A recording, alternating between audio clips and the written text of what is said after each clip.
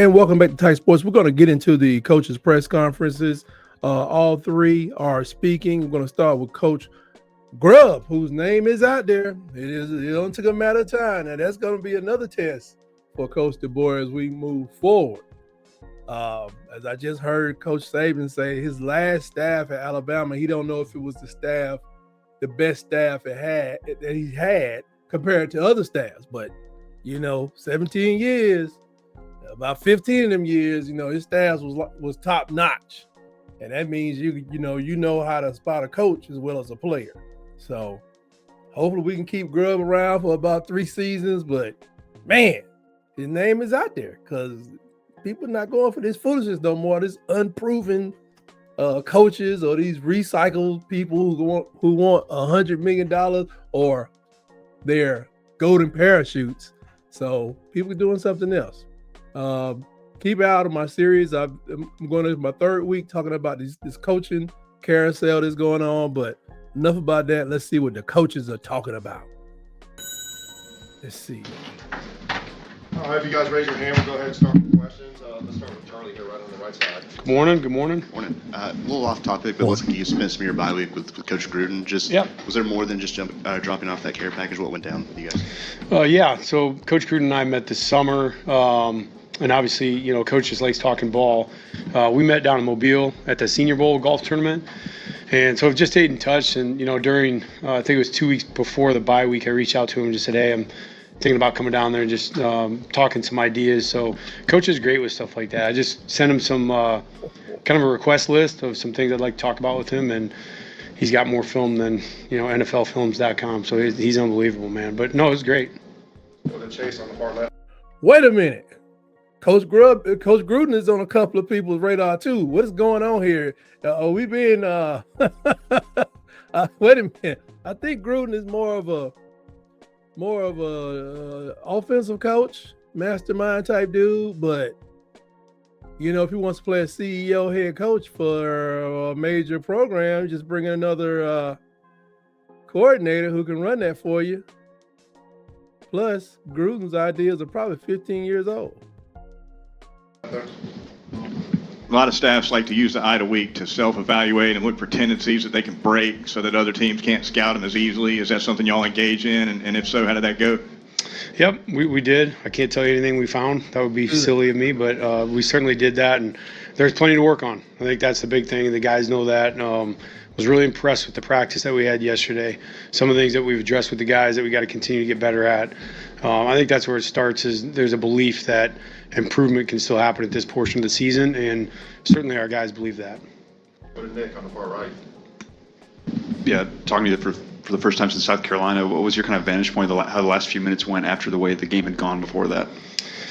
Well, I think I mentioned it before, I just thought our guys, that was probably one of our biggest growth moments of the season was the fourth quarter of that game. Certainly, that could have been reminiscent of the Florida State game and, the guys not being able to find a way to get it done and make the plays that had to be made late in a football game. And just give a ton of credit to the guys, just the resiliency and the mindset to be able to go make those plays. Because I think it's easier said than done. You can get in a state of mind when things aren't working that you just fall back into, like, it's not going to work. And I thought they were very coachable on the sideline. I thought their approach to every series was that it was going to happen on this series. So they didn't let, previous failures lead into that next series. And I just, that's the growth that I think this team's had with guys like Parker and Ty, moving into those roles and really establishing, what it was going to feel like when we went back out on the field. And Ty really did a good job leading the guys to the sideline. I thought it was more like that Oklahoma game. He wasn't a part of the staff, but Oklahoma, where it's like nothing's going anywhere, even though we had less points in that game, thanks to Slick. Anyway, that game in South Carolina, it really looked like, we were done for, and that turnaround, that means a lot. That is a character trait of a championship team, whether they win one this year or not. That was definitely something. I have to agree with him. That was really big. Hunter on the left side. They didn't just just how would you assess Ryan Williams' growth over the last few weeks, both on and off the field? Ryan's been great. He's I think there's I think everybody saw his reaction on the fourth down play where, he had a tough catch and didn't make it, and he'd made so much progress, I think, in the last 2 weeks at catching the football. But I think there's things in the blocking scheme where Ryan has been more involved in making sure he's on the field when we're running the football as well. Yeah. And I think Ryan's as hard on himself as anybody. So for us, just keeping Ryan engaged and being here, being in the building, staying active in his preparation. Definitely growing. Back middle, Alex. There's probably no absolutes, but when you look at the running game, are you seeing a lack of vision? Are you seeing a lack of blocking? Where's the disconnect between what you guys are calling and getting the Great production on the field? Well, it's all, it's not one thing. It never is, whether it's pass protection, run blocking, all those things work together. So for us, I think, it's runners pushing the hole enough, make sure that we're pressing the cut long enough. It's the type of double teams, it's the execution of the double teams. And so certainly, from the previous question, that's obviously one of the things that we've spent a lot of time on, evaluating types of runs, the type of double team, how we're coaching those things, how we're talking to the guys, the communication at the line of scrimmage, everything was up for grabs. So for us, I think reassessing some of the things that we do well and that we execute at a high level, and that the guys, that it pretty much, suits the runners that we have. So we've really looked at that, and I think the last 2 practices have done a really, really good job on that. Go to Colin on the front row on the left. I just wish we would get away from trying to run the ball behind the receivers, which means going straight east-west. Hey, man, stick to the inside of the doggone tight end, all the way down to the opposite side tackle. Master that, and they'll lay down for you in the third quarter on the outside. Kind of in that same vein, the LSU game last year was kind of this, time for Alabama to kind of emerge in the run game, and I'm curious about what your message is to a guy like Jam or Daniel Hill, guys that could see an opportunity to kind of break through and kind of set the tone for the rest of the November in the run game. Well, I think it's each room. There's a message that has to happen. Just about getting excited about running the football. I think there's a piece there too for the coaching staff that it can't be the woe is me, like dog cussing them every time something doesn't work. It's got to be like, let's get excited about running the friggin' ball. Right. Let's get excited about fixing some of the issues that we clearly are seeing on film, and let's go out there and flex on some people a little bit. And I think that the guys have kind of taken that, mentality going into this game that, we can run the ball and we can be effective doing it, and not just like a subpar average team. We can run it well, and I'm looking for the guys to go out there and prove that. We'll finish up with Katie, second row on the left. You obviously can't tell us the stuff you saw on self-scout, but just kind of what are some of the areas with offense, if it is a run game or anything, that you want to see the biggest improvement coming out of the bye for this last month of the regular season? Yeah, schematically, there'd be nothing I'd mention there, but I think I wish I had something cooler to tell you guys, but really the reality is I told the guys very few football games in my career have we got done with the game and been like, man, I wish I had had more flood concepts in, or I wish I'd had more inside zone concepts. Typically, it's like, we need to block better. We got to tackle better, right? So for us, it's always coming back to basics. So for us, the blocking circuits, the ball security circuits, take care of the football, all the things that, really are the grind of the season that you never want to be very far away from. And so for our guys, keeping them in tune with that like we are every week, and letting them know that football games in the fourth quarter, some of the throws that Ty made were accompanied by really good pass protection.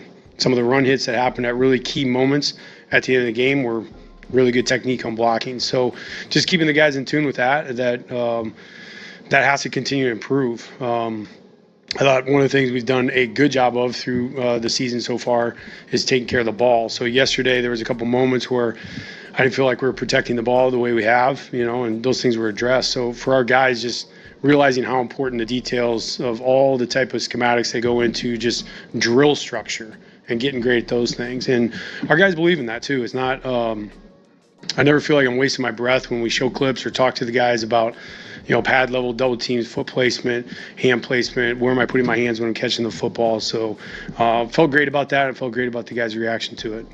All right, thank you, Coach. Appreciate it. That was very interesting. I don't like the part about him meeting with Gruden, but can't do nothing about that. Everybody makes deals on the golf course. I think next up is Coach Womack going to be coming through. I think he had a lot to say, so, May want to take a bathroom break before you watch this segment. Go ahead. All right. Have Coach make his opening statement. Yeah, just a quick quick wrap up of last week or 2 weeks ago. I thought I do think as a football team we continue to find a lot of fight and find ways to win football games when it matters most. I thought defensively we had some very timely takeaways. The pick six early in the game, obviously, and then finding a way to take the ball away the last drive of the game and giving our offense an opportunity to score. We also had 6 3 and outs in the game that were really critical as well. Still some explosive plays that we've got to continue to find ways to eliminate. And we gave up an explosive play for a touchdown, which is something that is uncharacteristic, but certainly unacceptable in that regard. So those are areas that we keep working and fighting as we moved into a bye week last week. I think you're able to evaluate yourself and look at some of the things that you're doing well, some of the things that you've got to continue to improve upon. And then even from a fundamental standpoint, areas that you can get better. I talk to the guys about this all the time. Good football teams get better. Good football players get better as the season goes on. And if you don't, you're giving somebody else an opportunity to bridge the gap. And so I think we're doing a good job in that regard. I thought our players handled the bye week with maturity. I thought they had a sense of urgency, and then had some much needed and much earned time away as well, which is important. And obviously they got to get away a little bit. Had Halloween going on, all that stuff. Guys got to do all that stuff as families. We got a chance to do those things as well, which watching the trick or treating and people go crazy for a candy bar really concerns me about the moral fiber of our country moving forward. But back to work, so I don't have to worry about those things. I don't look at the news. I don't look at. Hey, Drake Kirkpatrick Jr. was out there. He did a little more tricking because he's getting treated now. Sorry, Drake. Anything. So that was the only chance I got to see the outside world, and it wasn't pretty. So anyway, that being said, looking ahead to LSU, this is a very dangerous football team. They are as explosive as we have seen. This is as talented of an offensive skill group that we have seen, with a very experienced quarterback. I think you watch Garrett, where he was a year ago to the decisions that he's making now. He does a better job of making throws under duress. He does a better job of taking care of the football. He's got some real toughness and moxie to making critical throws, even when it's not a clean pocket. You look at their tight end; he's probably a top 10 pick in the NFL. I mean, he's a truly elite football player. You look at their receiving core. There's just multiple players that a 5-yard hitch route can go for 50 yards and a touchdown. And so those are things that we've got to be mindful of. I think their offensive line is taking steps and strides in the right direction. They're young, but they're physical. I think they're more physical than where they were a year ago as an offensive line. Their running backs are very dynamic. All of them are track style players, run, whatever their high school times, and you look at some of the GPS numbers that they've had.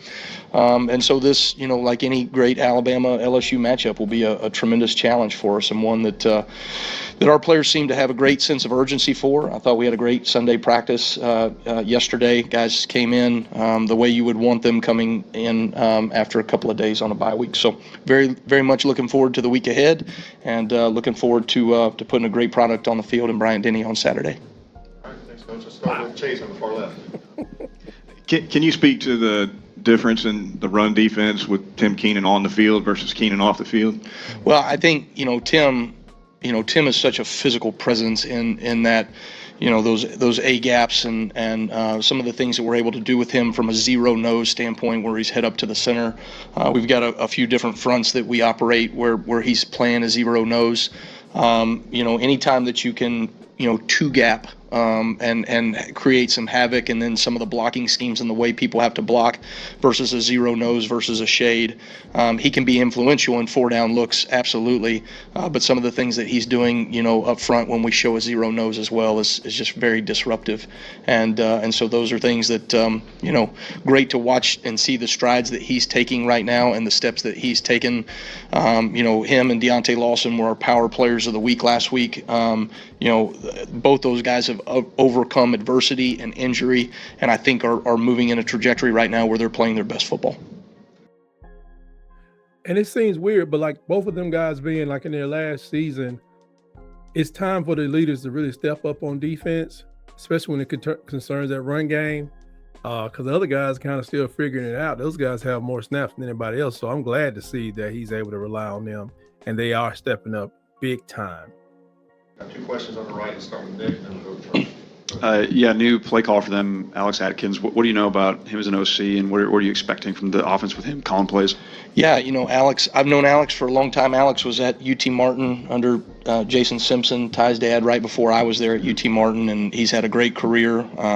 Very well-respected offensive line coach and an offensive mind. You look at some of the things that they have done over the years in the run game, and been very balanced offensively where he's been as well. So, obviously, to have in a situation like they're in right now, to have someone that they can go to like Alex is a great luxury for them. I think when you look at it, you're trying to anticipate what we might see slightly different from what they're doing. Everybody has an identity, and everybody really shapes that identity around what their players are doing well in that given point in the season. But most certainly you have to anticipate and expect for there to be some wrinkles, and some of them will try to anticipate and work. Others will see what shows up on Saturday and will adjust. That's what good defensive staffs do.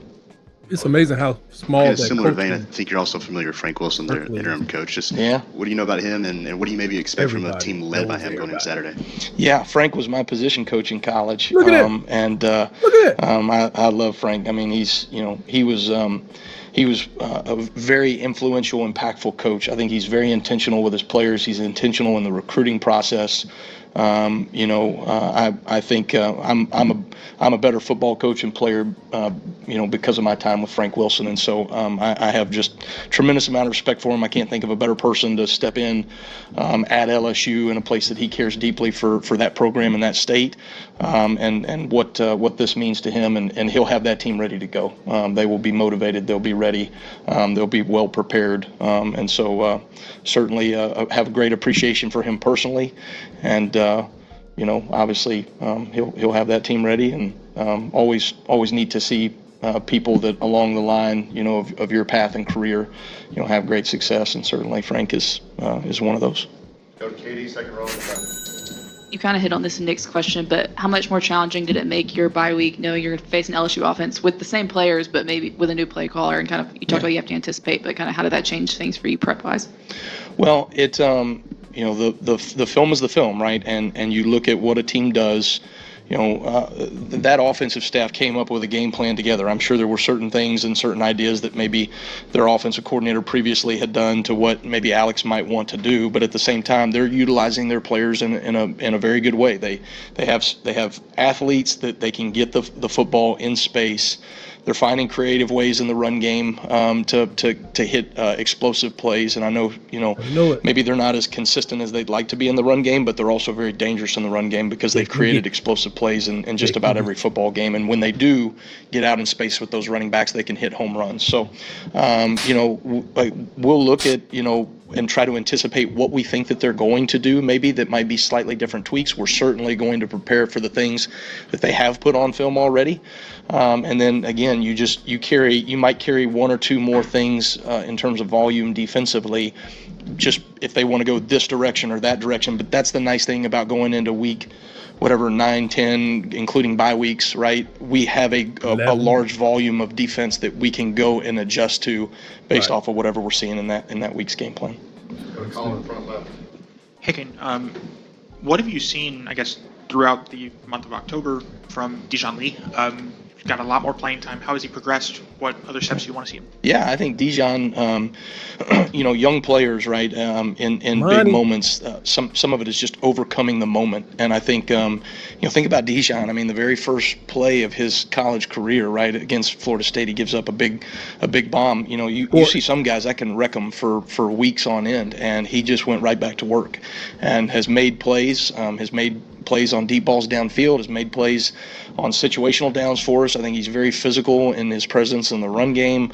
I think, he's continuing to just sharpen his tools in terms of what he's doing fundamentally. He has a much better understanding of what we're doing schematically. He's a great communicator for a freshman out there on the field. I think he does a really good job communicating with the linebackers and safeties out there. And so he is taking the steps in the right direction that you would want for a young starting corner to take. Mr. Jackson, where are you? Coach, we've seen some big moments out of Janze making the most out of his opportunity. Talk about his growth these past couple weeks, and then what do you think we can expect out of him as Roussel works his way back onto the field for you?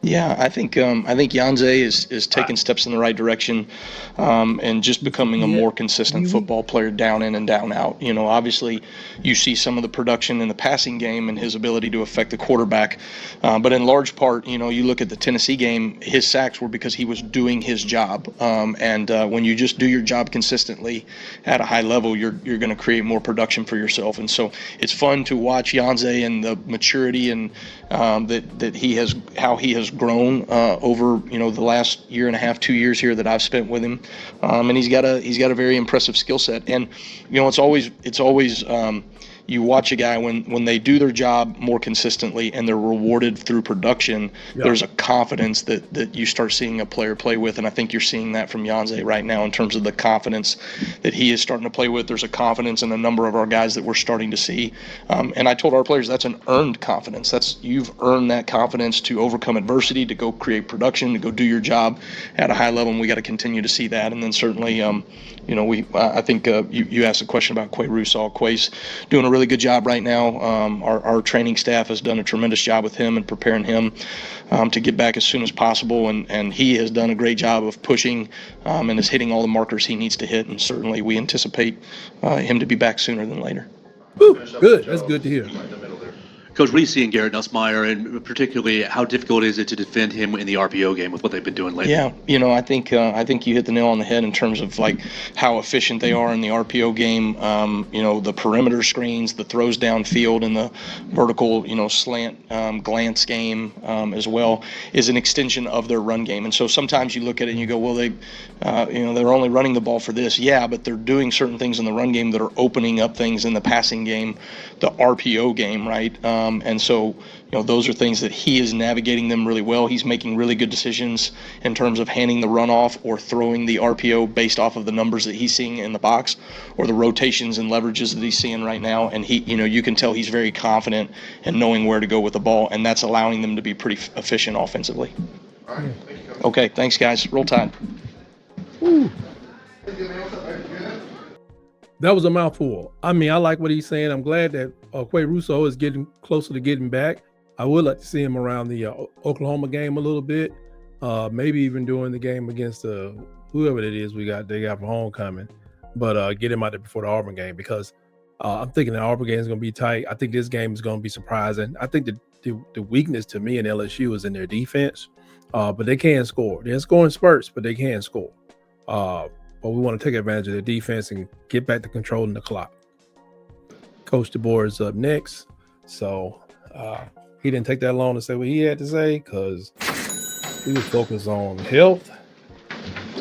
Coach Trey, we'll go ahead and make take questions whenever you're ready. Yep, you bet. Good morning.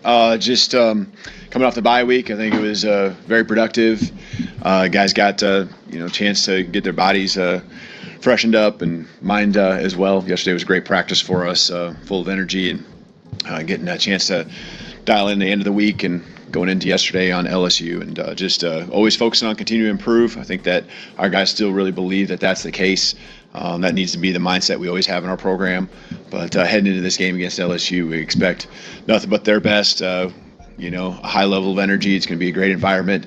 I'll just add that we need our fans to continue to be what they've been and show up and, continue to make Bryant-Denny Stadium the hardest place to play in the country. Thanks, Coach. Let's start with Charlie here on the far right. Yeah, Coach, do you have any kind of comment or statement on Drake Kirkpatrick Jr.?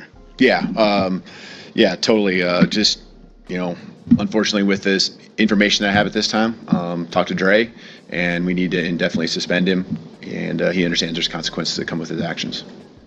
Chase on the side. If you could update on a couple of injuries or guys kind of coming back. Vandemark would be one, Danny Lewis Jr., and then also Quay Rousseau, who's been out longer. Yep. Vandemark is making good progress. Been practicing this last week, so I expect him to be ready to go. Let's go. Quay has made, I think I mentioned last week, he's made good progress. That continues to be the case. Take your time. Probably don't expect him to be ready to go this weekend. But he's doing a lot more than he has, and that it's very promising with the direction he's been going. And then we'll see Quay sooner or later. Emphasis on the word sooner. Danny Lewis, we'll see how things go through this week, but the bye week was certainly good. He wasn't able to play, the previous week, so I'm hopeful that he'll be ready to go, but we expect him to be on the football field practicing with us more this week than he has the previous two. Nick on the far right. Yeah, you've had a lot of successful post-bye games. How similar to the prep that you saw last week and just coming into this week to those successful times? Yeah, I think it just really goes into having a great staff that puts a great game plan together, gets it dialed in a timely manner, when you have players that go make plays and they can get those extra practices in on a great game plan and go execute, that's really what matters. It's really what it comes down to. And so, I expect the same thing with our staff. They've done a great job, really focused and have the routine down, the timeline of when we want to install certain things, having practices that are fresh and, guys excited to be out there on the football field, continue to get better. So, yesterday, like I said, was a great practice. It wasn't long, but it was just, a dialed-in Sunday practice, and, looking forward to getting on the field tomorrow, Tuesday, and I think our guys are really excited about it as well. Go to Colin on the front left.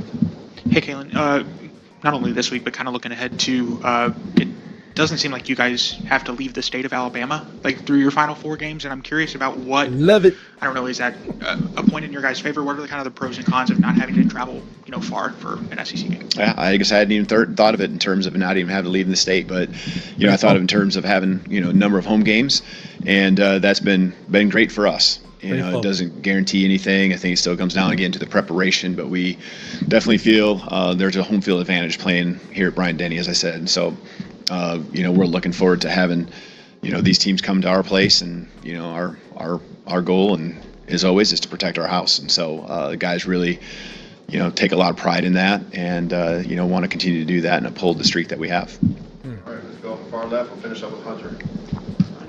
You're good? Any other questions? Okay, let's go ahead and leave race. Coming on your left side. Short and sweet. What sticks out to you about playing LSU? Well, this is going to be a physical game. It was last year. I think it always has been. That's the tradition here. You can see what their team is made up of. It's physical players. I think they got elite skill, both offensively and defensively, whether it's coverage or being able to win on the perimeter and the running backs as well. So, this rivalry goes way back. You do the introduction with our team and talk about I think it was 1895, if I remember right, doing the research. And that's a lot of games that have happened between these two schools. And so we're looking at this as one of those rivalry games that I was told much about when I first got here. So it's going to be, again, a great environment, a lot of pride, both for our program and theirs as well. We do have, Hunter, you do have a question on far left. Go ahead. Yeah, sorry about that. Just what have you seen from Ryan Williams' growth over the last few weeks, both on and off the field? Yeah, as I've always said, whenever adversity comes, it's your response. And I think any type of adversity he's ever had, his response is always to go attack. And whether it's coming off of an injury or whether it's coming off of, just him wanting to play better than he did the week before, it's always 100%. He's from a character trait, just humility that he has. He's all about the team 100%. When he really focuses on that and trying to be the best he can, which is really the case all the time, man, it's just so much fun being on the football field with him every day in practice. And, he runs his routes full speed. He's doing the extra work before practice, after practice.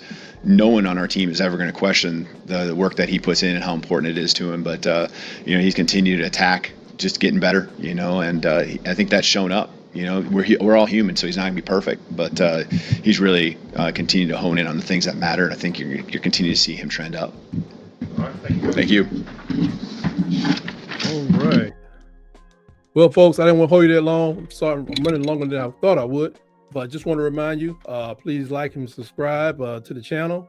And during game time, I'm not gonna start off with the game unless I just change my mind. But I will be going live right after halftime for the LSU game. That'll be about 9:30, and I think I'll be good and oiled up by that time. But thank you for watching. Tell your friends about us. Let's get ready for LSU. And until next time, always remember, roll, tide, roll.